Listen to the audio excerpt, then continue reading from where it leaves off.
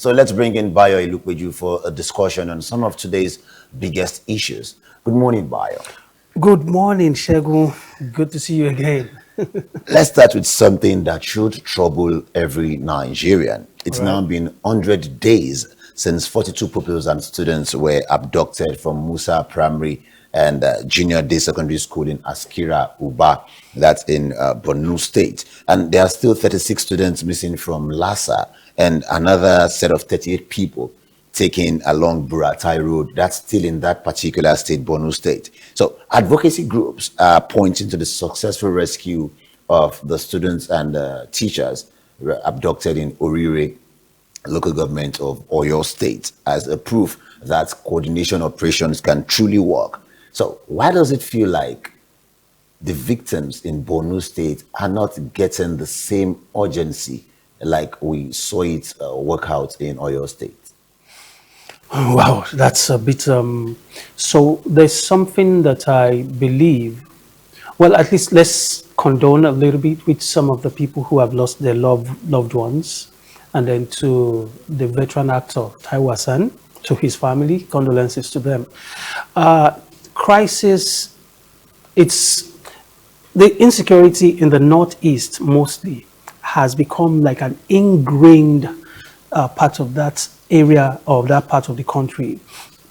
The people have not yet, no pun intended, have not yet come to terms with the fact that some of these terrorists are not our brothers. Okay, that particular cliche. Yes, they are not our brothers. They may be people you sit with on a daily basis. They may be people that you have become a part and parcel of. But the moment your brother decides that he has to feed on your blood, then there's problem already. And so I think our people have to get to that reality. Why it may seem that rescue operations in other parts of the country are much easier is because the people in other parts of the country have drawn a clear distinction. I'm not going to localize it to maybe the southwest or southeast, but generally in these other parts of the country, south, southwest, southeast, there is that natural resistance. And I'm saying, even if it is your blood brother that is culpable in a crime, it's easier to just hand them over to the law. Yes, there's that blood connection that makes you want to slow down, but we have that attitude of no, no, no, no, no, you cannot come and spoil our family name, and we just throw you under the bus as the case may be, but we hand you over to the law. So I see this not playing out well in the core north. The people in the core north, either they've been sold to the fear that if we give these people away, there's going to be reprisals. So I think that's really the factor that is there. It cannot be that the operatives are not deploying the same methods, because this is where the real issues are at the moment. And so if any operation is to be successful, the communities, the people, the leadership of those areas have to play their role, have to play seriously. You have to tell government what you see, or the operatives what you see, what you hear, and you have to be cooperative, basically. Taking you back to a couple of months ago when the United States collaborated with the Nigerian government to undertake some security activities in the north, where there were bombings of some criminal elements in certain states. I think in Tangaza, if I remember well, in Sokoto State, we had this issue of they were bombing us, they were killing our people. And can they tell us how many terrorists were really decimated? So all of these narratives, do you think it affects the morale of our security operatives themselves? I think it has an effect, maybe not like that much of an effect on their morale. But you see, as much as possible, a certain level of transparency also has to come from the side of the operatives. So certain people were decimated. I know that they usually would most likely be collateral damage, and you want to play it quiet when there are collateral damages. But the truth is, it's better to own up so that you can earn the trust of the people as well. All these negative comments from the people is born out of the fact that somebody's lost a cousin. Now, the cousin that you might have lost in such operations might be a terrorist, might not even be a victim of collateral damage. But because you are not aware, most of those operations have a list of targeted There's a people. hit list. You understand? And so, at least as soon as the operation has been concluded, it's better to give us like a fact list. Oh, XYZ of so address, so age. If there are 400 people decimated, you should be able to give us an account of these 400 people and what their connections to terrorist operations But are. we've seen the military do something close to that Close in to Borno that. State. In Borno Close to that. You know, if you look at most of cases that we have, they will say the list that government agencies are giving doesn't tally with the realities on ground.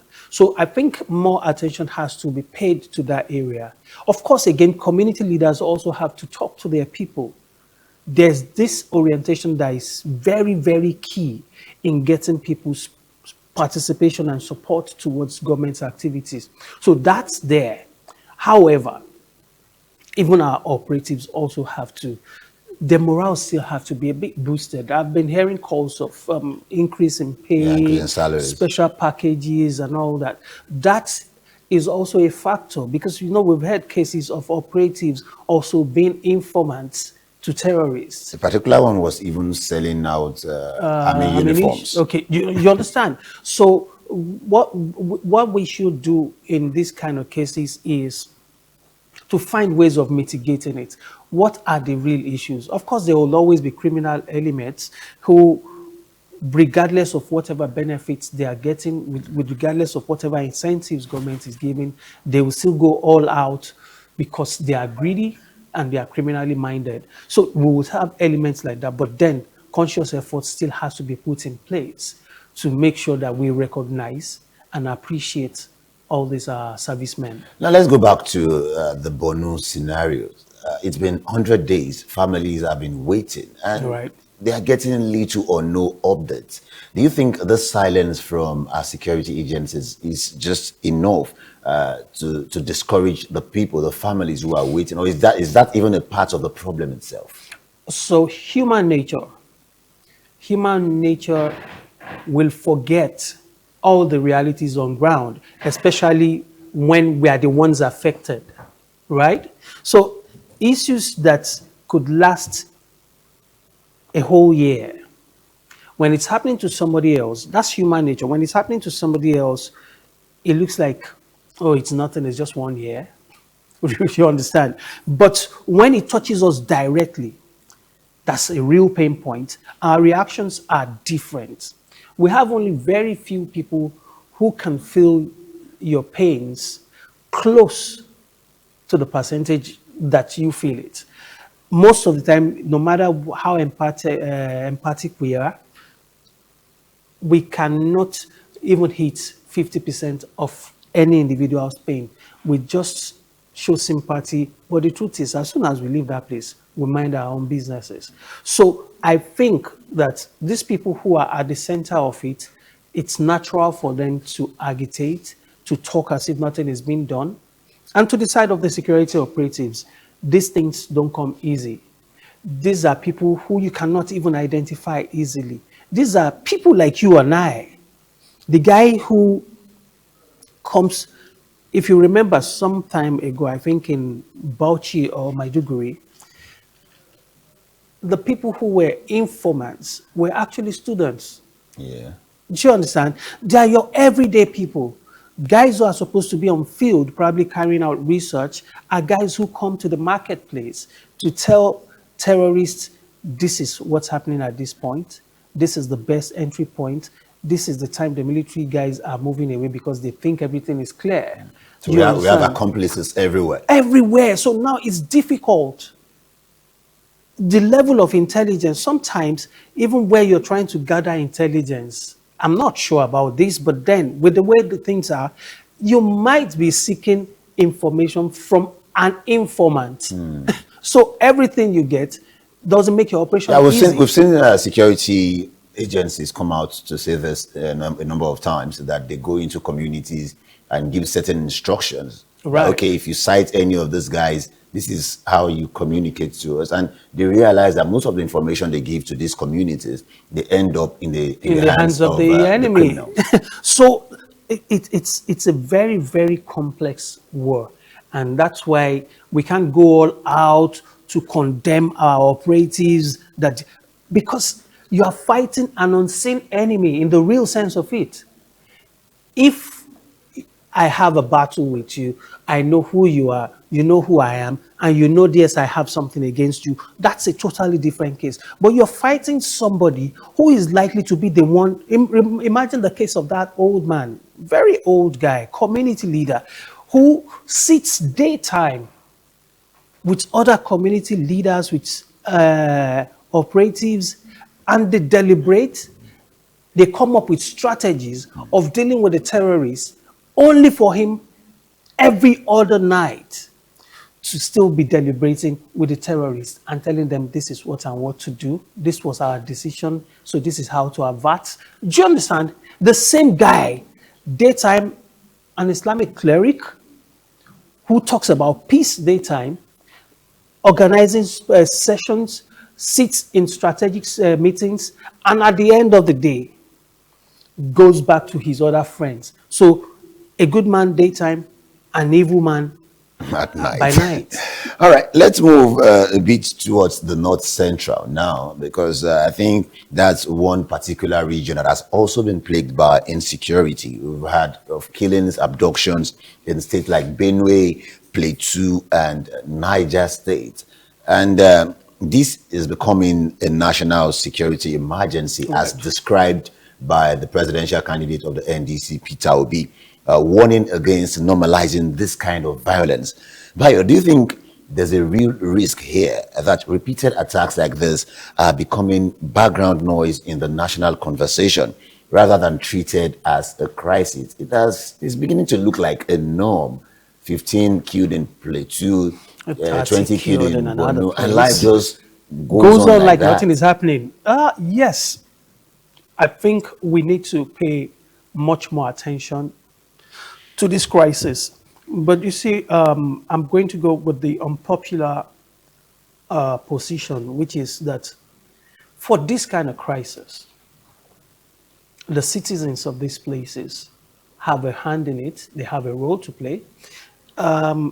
So, as much as I also raise my voices at the operations of agencies, if anything happens within my community, it's not possible that some strange people will get into my community and I will not notice. It's not possible that 50 people invade a particular community and nobody notices their movement. It's not possible. So, what can be possible is that these people have found a way to position themselves within this community over time. It's not a one-day operation. And I remember a particular case in Benue State not too long ago. I'm talking about 2, 3 months ago, where a particular young man was arrested, and he narrated, sadly, an indigene of this community, sadly, was a key player in the last operation before he was apprehended. So, what it means is that people come into communities, friends of your sons, friends of an uncle, they come in one by one, position themselves strategically within these communities. And yeah, because there's maybe the level of unemployment, something has to be done around that. We have a lot of idle hands, young men sitting, taking burukutu, and all sorts of things. And so it's difficult to be able to tell that We can't have 20 young men sitting down idly on a Monday morning, drink burukutu, smoking, and just wasting away until we get to a point where that becomes an anomaly, because now it has become normalized. Until a point where that becomes an anomaly, it's very easy for people to infiltrate because you're drinking, you're having fun. The guy who wants to infiltrate comes in, buys you a couple of burukutu kegs, and that's it. Before you know it, you are showing him the way, you are telling him everything he needs to know. So we need to pay attention to this kind of, you see that it looks far away from the realities of the crisis, but then it digs deep into the root of this crisis. So infiltration is easy. It's not just that these people are coming. And so why does it look like government is not taking action? Because no matter what strategy you deploy, the people within communities, there are people, and a whole lot of them, who are actually facilitators of some of these crises, selfish reasons. And so communal clashes happens. Who makes it easy for the other community to attack this community? Somebody, Yoruba will say, Agbe Imbeboje or Onibode. That's somebody who would always, a traitor. So there are traitors within our communities. I know that when we were younger, you will be friends with a security operative and you could be friends for as long as 10 years, 15 years, And you won't and have you an won't idea. even have an idea they are security operatives. But today, it looks like maybe the orientation has changed. So as soon as you meet an operative, for some reason, they give themselves away. You understand? It's easy to identify, probably because of ego. And so we generally, all of us, every single Nigerian needs reorientation. We need to know how to conduct ourselves in different sectors. And so our operatives also have to understand that there is a place of ethics. Ethics, we've lost ethics. So it's also difficult again to put the entire blame on the government. But I think we need to further deepen our collaborations at all levels. I think that's the best way I'll close it. Okay, let's just move away from security and now talk about politics. Political financing transparency ahead of 2027. You know, INEC has promised that they will be monitoring the spending limit, the spending package of political parties. They will cap the limit. And now SERAP is pushing INEC to disclose whether it's actually enforcing contribution limits under the Electoral Act and how it plans to monitor everything from cash donations to social media financing ahead of 2027. It's easy to say that on paper. Right. So I put it to you this morning. How realistic is it for INEC to actually police campaign financing at the level of detail, especially with digital and third-party spending involved? The truth is, INEC can only try. So, recall this case, I don't know if it made the rounds on social media, and a couple of times we found monies, huge sums of money that are taken away. You understand? So people have deliberately, well, criminally minded people, have deliberately stored away monies that they are going to use at a later date. So now, what can you track? You can only track digital money, let me put it that way. Money that is moving from one bank to the other, or from your account to my account. Money that is moving directly from your cash. physical pocket to my pocket cannot be tracked. And if you pull out 1,000 people and you give them 1,000 or 100,000 naira each, and it's physically given. If somebody gets 100,000 naira with the current situation in the country, he doesn't even want the next person to know he got 100,000 naira. In fact, the question I would ask now is, how are we sure that those who are going to deal in cash for 2027 election don't have the cash already now. That's what I'm saying in essence. That was why I referenced the case of the monies that are taken away, monies that have been found in walls of houses, money that have been found in In water away tanks. pits, in water tanks, all that. People still have that today. Because the one I'm referencing is something that happened less than a month ago.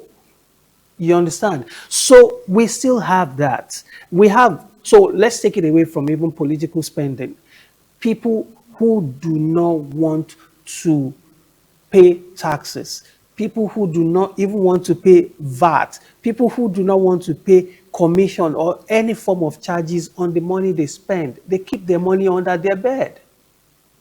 As much as government has tried to eliminate physical cash, our society is not in tandem with that. We are not happy that we have to do away with But I think physical our cash. financial institutions have regulations guiding all of these activities, not giving them the room to give out a certain amount of cash. Or are they collaborators in this scenario? So I would not be able to say that they are collaborators, but the easy way to look at it is what happens at our bus stops.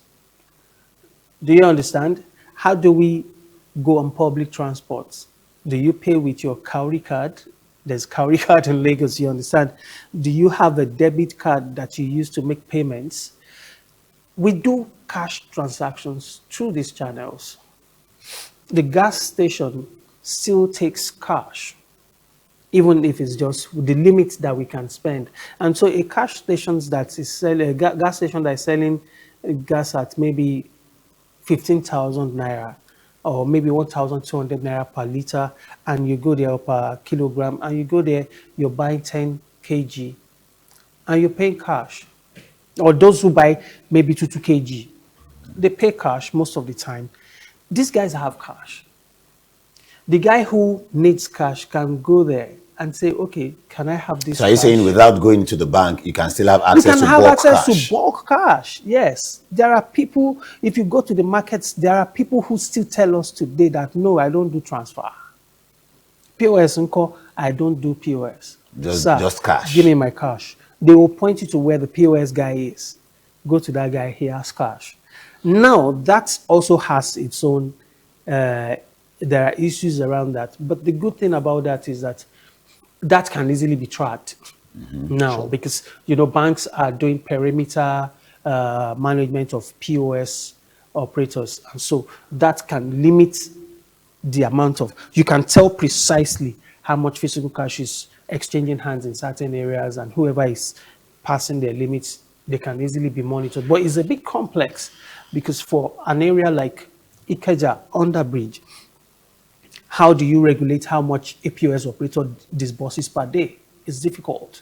So taking out or trying to put the pressure on INEC to monitor distance is really, really Herculean. So can we come to a conclusion that it's just a political statement from INEC? To a very large extent, it is. People have money stacked in houses already that they are going to use. All right, let's look at the role of religion ahead of the 2027 elections. We've seen a few scholars come out to say some very inflammatory things. We saw Sheikh Jingir in the north, who had come out to say, you know what, if you are a Muslim, we have to go all out to protect the Muslim ticket. We have the population, we have the numbers, and that has brought a lot of controversy around the country. We've seen 500 Islamic scholars and religious leaders formally endorsing President Bola Tinubu ahead of 2027, coming out of a forum that also brought together several sitting governors and senior lawmakers. How much genuine influence do religious endorsements like this carry, with voters and the ballot box? So this reference to orientation. The government, I don't know how much they're doing in that area, but people have to learn that civic responsibility is somewhat far away from religious responsibilities. But just as we have social media influencers, religious leaders are life influencers. And so if your imam that you respect so much says, we need to support our own, people are still at that state of mind where they agree, they follow gullibly, right? But the truth is that people have to understand that my religious leader, he's pursuing his own personal interest. Who you support doesn't mean that that's my own salvation when it comes to politics. My imam can decide that he wants to support a 40-year-old man to be president. And I would have seen beyond what my imam understands, because my imam might have taken money. My imam is human. He needs to feed his family. And he might not necessarily have a big business. On one end, there are different kinds of relationships that we need to look at to agree with people's position on who to support or who not to support. So, but if my imam comes out and says, we are happy they did this, we are happy they did this, we are happy they did this. The role of religious leaders, in all sincerity, is not to tell their followers who to vote for. And so when they get to that point and they're doing that, then it has to be separated. We have to have that understanding that these are not religious responsibilities. It might be a civic responsibility on their part, but Nigerians have to come to that reality that, look, if an imam says I'm supporting the current president, if the imam says I'm supporting the candidate of X party or Y party, we need to get to that point that we all understand that no, that's not a religious responsibility. And so we have to start either contesting against that, or then we continue to just fool around. But honestly, I think we should not even pay so much attention to all that. Some people have been making reference to the last election where there were allegations that Peter Obi was also in the good books of some Christian leaders, right, who were also driving that narrative that, okay, this is a religious war. Either way you look at it, that we can't separate religion from our politics. Do you think all of that has affected what's happening now? Because if they've seen a candidate do it in the past, try to use the Christian versus Muslim narrative, and now they are trying to be smart, that, okay, guys, let's come together. Let's also push. Everybody has the liberty to push his own candidate based on religious affiliations. Well, you know, politics is a game of strategies and all that. But I still would want to be talking to the people that we need to emancipate ourselves from mental slavery, basically. We need to do away with that. Religion is personal. We need to find a way to take it away from our national life.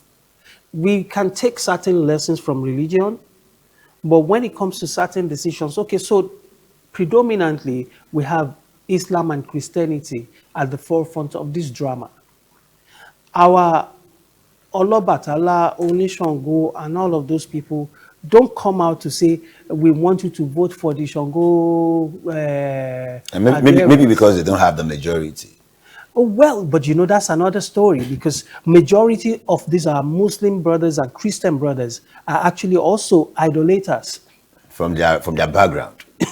Apart from their background, even when you really go deep into it, the practice is just like the cleric I told you, who is a good man by daytime and then by night. So what you're saying is that some of them operate based on two-factor authentication. Yes. You understand? So, and that's why people like you and I need to get this understanding that it goes beyond the faiths. Let's put it that way. It goes beyond that.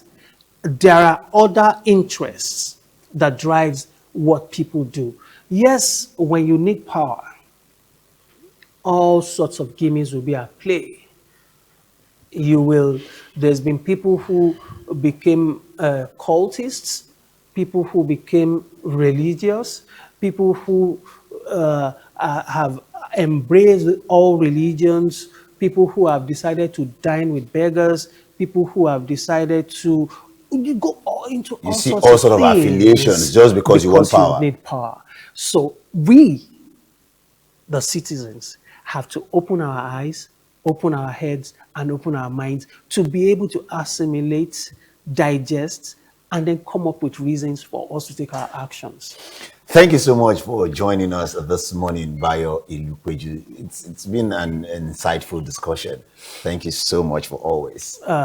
It's always my pleasure.